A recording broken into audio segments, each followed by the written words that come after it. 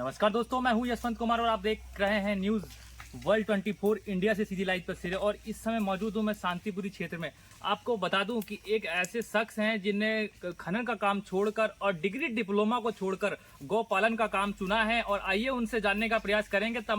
वो राजस्थान से तमाम गाय लाकर और गौपालन कर रहे हैं। जैसे राठी की बात की जाए या साहिवाल की बात की जाए, तमाम। और अपने सहयोगी से कहूंगा कि आगे की ओर आए और उनसे बात करते हैं और आपको पूरी बताते हैं कब से उन्होंने शुरुआत करी और क्या है। देख सकते हैं आपकी तस्वीरों में किस तरीके से, एक बार सहयोगी से कहूंगा कि दिखा दें कि तमाम इसमें राठी गाय या साहिवाल गाय आपको दिखाई पड़ रही होगी। अभी जानने का भी प्रयास करेंगे।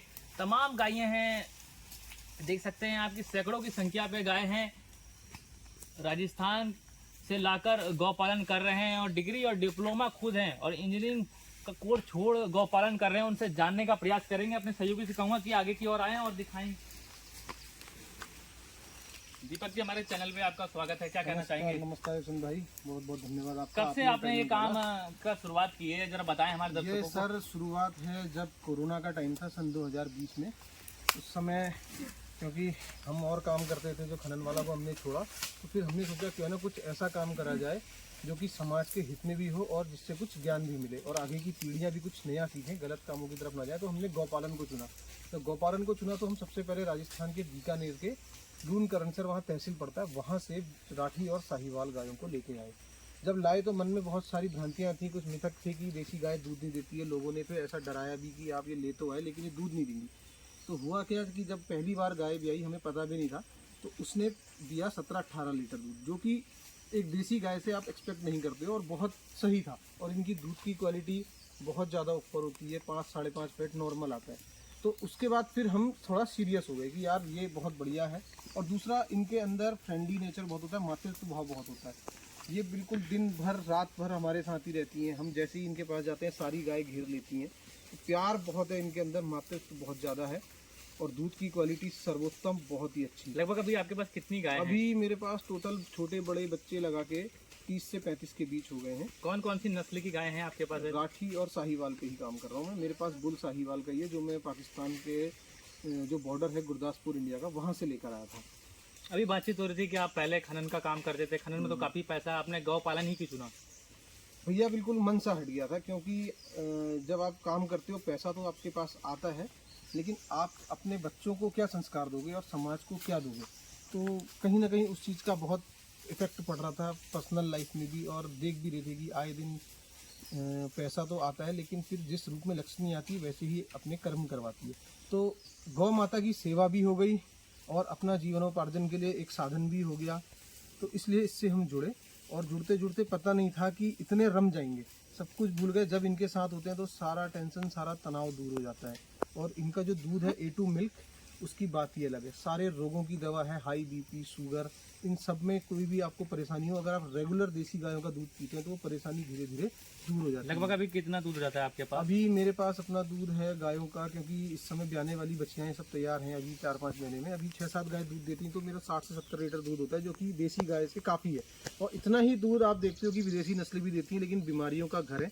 और मैं तो सबसे कहता हूँ कि आप ज़्यादा ना हो सके तो हर व्यक्ति अपने घर में एक देसी गाय पाले, उससे बीमारियों को दूर करे, अपने बच्चों को भी स्वस्थ रखे। ये जो विदेशी गाय हैं, ये बीमारी की जड़ हैं।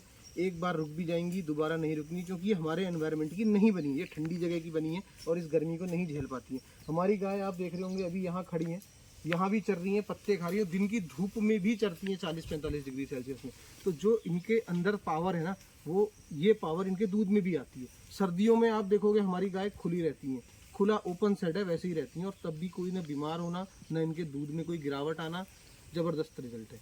लगभग अभी हम कम से कम 3 से 4 किलोमीटर चल के अंदर आए, तो बड़ी मेहनत है गौ पालन में। कहीं ना कहीं आपको दिक्कत नहीं होती है इस तरीके से? ये अब आदत हो गई है। देखो, एक तो क्या है, इनके साथ जुड़े रहते हैं, हमारा भी डेली का आना जाना रहता है, तो कहीं ना कहीं बॉडी की वर्जिश होती है, शरीर फिट रहता है। जब ये इतना चल सकती हैं, हमारी माँ है, तो हम क्या इनके लिए नहीं चल सकते? इतना तो बच्चे का कर्तव्य होता है कि अपनी माँ के लिए करें। जब वो हमें दूध दे रही हैं, इतना कष्ट झेल के इतना दूर आके चरती हैं, तो हमारा भी जिम्मेदारी कि हम उनको देखें, सकुशल घर लाएं, उनकी सेवा करें। तो ये है। तो बर्मिंग के बारे में भी अभी मैं सुना था, जैसे कि बर्मिंग कंपोस्ट खाद भी आप खुद बनाते हैं, तो उसके बारे में क्या बताना चाहेंगे हमारे दर्शकों को? वर्मिंग कंपोस्ट भी करते हैं और हमें उतना टाइम नहीं पाता, लेकिन हमारे पिताजी उसमें एक्टिव रहते हैं वर्मिंग कंपोस्ट में। अपने रिटायरमेंट के बाद उन्होंने भी देखा कि देसी गायों के गोबर में भी काफ़ी ज़्यादा जो बेनिफिट्स हैं, और जो यहाँ चरती हैं उनके गोबर की तो बात ही अलग है। फिर उसके बाद वर्मी कंपोस्ट, जो इनका गोबर है उससे वर्मी कंपोस्ट तैयार करते हैं और अपने खेतों में हम उसी खाद का उपयोग कर रहे हैं, जो कि कोई भी केमिकल से रहित है। हमारे सारी जो भी हम अपनी फसल बोते हैं उसमें हम दवाइयाँ नहीं डालते हैं, वर्मी कंपोस्ट से ही करते हैं। लगभग जो राठी और साहिवाल गाय पालना चाहते हैं, गौ पालन करना चाहते हैं, उन युवाओं को क्या संदेश देना चाहेंगे हमारे चैनल के माध्यम से आप? मैं सभी दोस्तों से, भाई लोगों से हाथ जोड़ के विनती करना चाहूँगा कि आप लोग गलत काम ना करें। गलत काम का मतलब कोई भी ऐसे शॉर्टकट ना अपनाएं, इस काम को अपनाएं, देसी गौपालन या कुछ भी अपना कोई बिजनेस करें और ये मान के चलें कि 1000 से 1500 दिन का टाइम दें, मेहनत करें, गलत संगत में ना पड़ें और आने वाली पीढ़ी को अच्छा उससे क्या बोलते हैं रिजल्ट भी मिलता है। आप जब दिखाते हैं कि यार हम ये काम कर रहे हैं और लोग आपसे प्रेरित होते हैं और देसी कहीं ना कहीं हमारी देसी गौवंश को उससे बढ़ावा मिलेगा, उनका जो खोया हुआ स्थान है वो प्राप्त होगा। जैसे कि पहले कहते थे कि जिसके घर में जितनी ज़्यादा गौ होंगी वो उतना संपन्न होगा, तो वैसा कोशिश करें कि वैसा हमारा देश बने फिर से गौ प्रधान। जितनी ज़्यादा गौ माता घर पे होंगी उतना ज़्यादा संपन्नता आएगी। तो देख सकते हैं हमारे साथ दीपक पांडे थे शांतिपुरी से, वो बता रहे थे। मैं किच्छा से यशवंत कुमार। दोस्तों कैसा लगा आपको इंटरव्यू? अभी हमारे यशवंत भाई आए थे इंटरव्यू लेने के लिए और बहुत खुशी मिलती है जब कोई जानकारी लेना चाहता है हमसे हमारी गौ माताओं के बारे में। बहुत खुशी होती है बताते वक्त कि हाँ ये हमारी गौ माताएँ हैं और हम देसी गौवंश पे काम कर रहे हैं और क्या इनकी शक्ति है, क्या इनकी महिमा है, क्या मातृत्व भाव इनके अंदर है और दूध देने की क्षमता में भी किसी से कम नहीं। तो काफ़ी गर्मी और थकान भरा समय था। पहले गायों को ढूंढा, 3 से 4 किलोमीटर पूरा चक्कर काटा और काटने के बाद लास्ट में कहाँ मिली? थोड़ा सा आगे यहीं बांस की झाड़ियों के अंदर, क्योंकि गर्मी इतनी हो रही है कि वो बेचारी परेशान हो गई थी गर्मी से। और हम भी अब जाते हैं घर को और फिर दिन में गायों को लेने आना पड़ेगा और थोड़ी देर करते हैं रेस्ट, क्योंकि बज गया है 12 और अब बॉडी मांग रही है रेस्ट, क्योंकि आज सुबह से ही काम करके फिर उसके बाद यहीं घूमते रहे 1-2 घंटा।